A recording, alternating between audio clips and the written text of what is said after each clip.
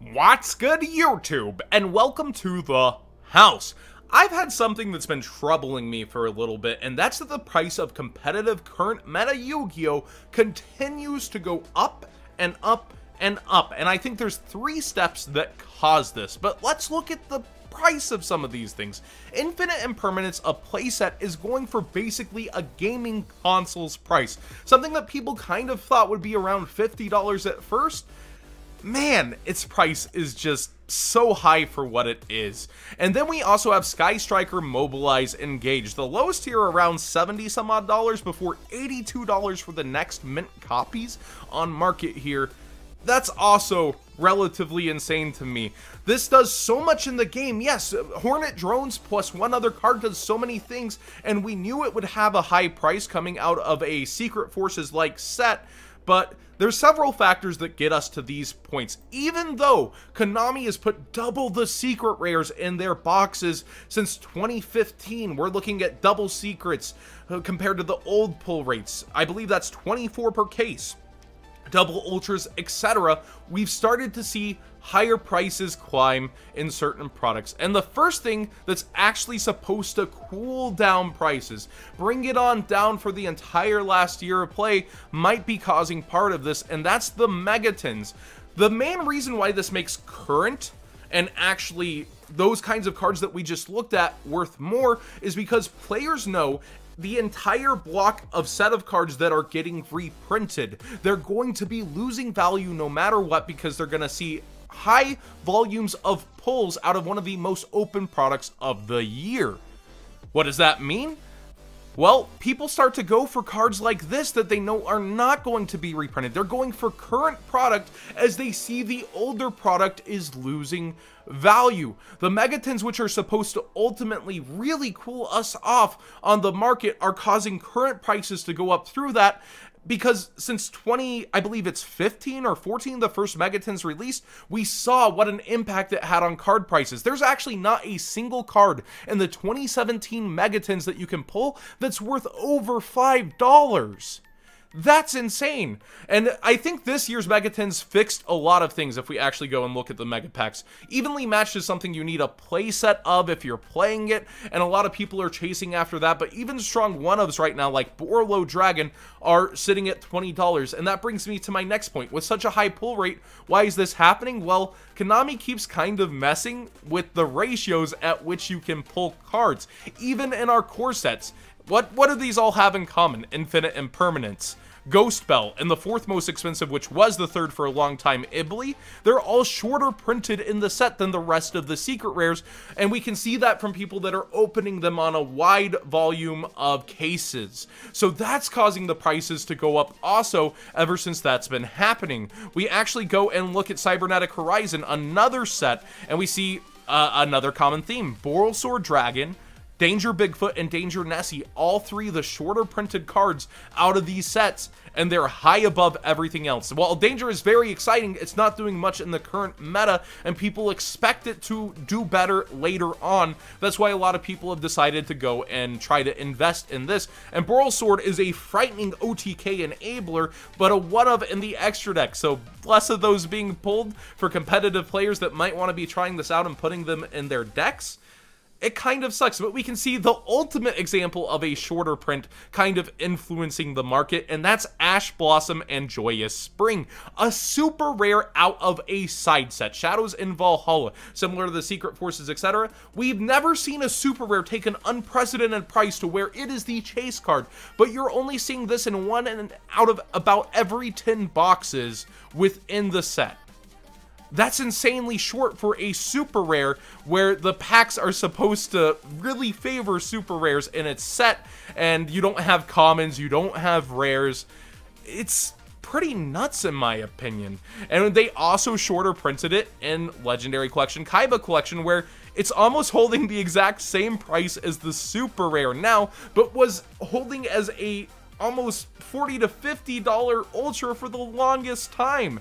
And of course, out of the gate, Ash Blossom was one of the most insane cards in the game, but we saw the secrets holding very similar prices that we're seeing here. It's almost as if the cycle is repeating itself there, but now we have the addition of shorter print cards alongside what's been happening. And chase cards, I believe it's healthy when the product does have a chase card worth the value to distributors to be able to pull out of the box at around 50 some odd dollars and get the box back. That shows health in your card game. It shows a demand. It shows a want. But when you're purposely messing with the ratios like this, that's what's really dragging it down just a little, in tandem with the fact that you have an entire set that's blocking off the older sets. People are in droves are going to start to get rid of cards like this that were holding, you know, $50 value, $60 value, now at 20, 1/3 the price.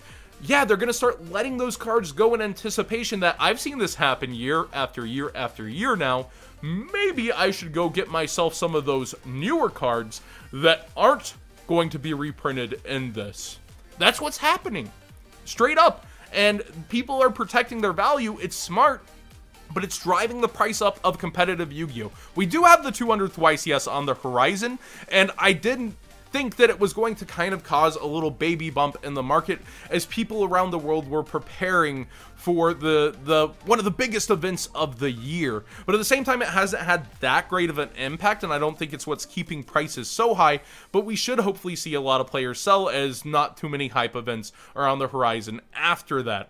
But shorter prints, I think they're having a huge impact. The third thing, which I personally like about Yu-Gi-Oh!, but these prices make me think of, is the ban list. Even with the current ban list that we have, it feels like, by price-wise, that it's almost like Konami cycling sets in a sense. The Megatons come out, everything's been sold, it's time to update the ban list. We saw that with Zodiacs, if you don't remember, that's fresh on a lot of people's minds, where you actually re-released them in the Megatons and then smacked them on down on this ban list. The ban list is their natural way, when a deck's been kind of competitive or meta for too long, to strike it down so that the new decks can rise to the top. And while you have that, it's handpicking to favor newer product, such as the current sets that still have to be sold later in next year's Megatons. This kind of cycle all together. Instead of cycling sets, which I'm a huge fan of the ban list as a mechanic, by the way. Overall, I think it's healthy for the game to do that, and that's been the natural balance here before that. But short prints haven't been impactful because they've only happened in side sets / to commons before, not our secret rares and ultras and that kind of thing. It's only happened to those. So to see this natural check and balance actually just fuel the fire there, it's pretty insane to think about that all three of these steps come together to create really expensive current Yu-Gi-Oh! Think of how budget Altergeist actually is without impermanence. And now think about budget decks in the past, along with the extra deck being what it is and so needed to play. There's so few viable budget decks out there that can top a regional even, let alone a YCS. Not to beat my own drum here, but when I won over a decade ago, let's not try to fluff up that top, it's ancient, my $200 deck beat two $6,000 decks in the quarterfinals and finals, or I guess that's semifinals, but two $6,000 decks. Now that's an age where prize cards were good, and we've had that kind of taken away from us to where prize cards are going to influence the metagame, so that inflates a lot of it. But even without those prize cards, there's still about $2,000 value in those decks back then, and we haven't seen real prices like this rise since, I want to say, a long time ago, where 3 impermanence and 3 engage alone, before you're even talking about expensive extra deck cards, puts you at a value near $500 for just 6 cards when you're playing current meta Yu-Gi-Oh! So I think those are 3 huge factors that are bringing the current prices up and inflating them, because we know other prices are going to dump back down thanks to the Megatons. Short prints are causing part of the other rise, and then the ban list handpicking and also obsoleting old product along with the Megatons after we already have that price cool off. I think these 3 things mixed together for a pretty deadly storm in the prices on our market.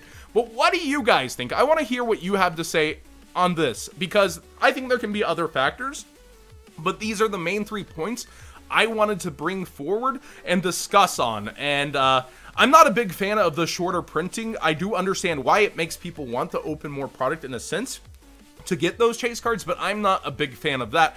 I am a pretty big fan of the Megatons as a whole, but this year they reprinted everything important, every single secret rare except Masterpiece, which got banned in the Megatons and the other sets leading up to it, Shadows in Valhalla / Battles of Legend. These 3 sets made sure pretty much that every card that was secret rare got a reprinting, whereas the years before we had stuff like Coral Dragon Miss, and that was, I think, a pretty good kind of mid-mix nature, where you had cards that were going to miss so they would retain value, and they didn't necessarily need reprints because they weren't pushing themselves into the meta. This year's Megatons has a lot more fluff, which helps rise the price of Megaton cards, so we'll probably see cards keep value above $5, unlike the last year, unless reprints start to come out after this. But again, that's kind of sidetracking on the discussion. I personally think those 3 factors are what's causing it. What do you think? And if you enjoyed the discussion, please give it a thumbs up and subscribe if you haven't already. And if you have a counterpoint or another point to add on to this that you think is causing the price of Yu-Gi-Oh! To go up, let me know what you think, because I certainly do see that with us having these double secret rare pulls per box, it should be cooled off, but we're seeing stuff like this right now. So imagine if this was under the old rate and then there was some kind of shorter print or something. How crazy do you think that would have been?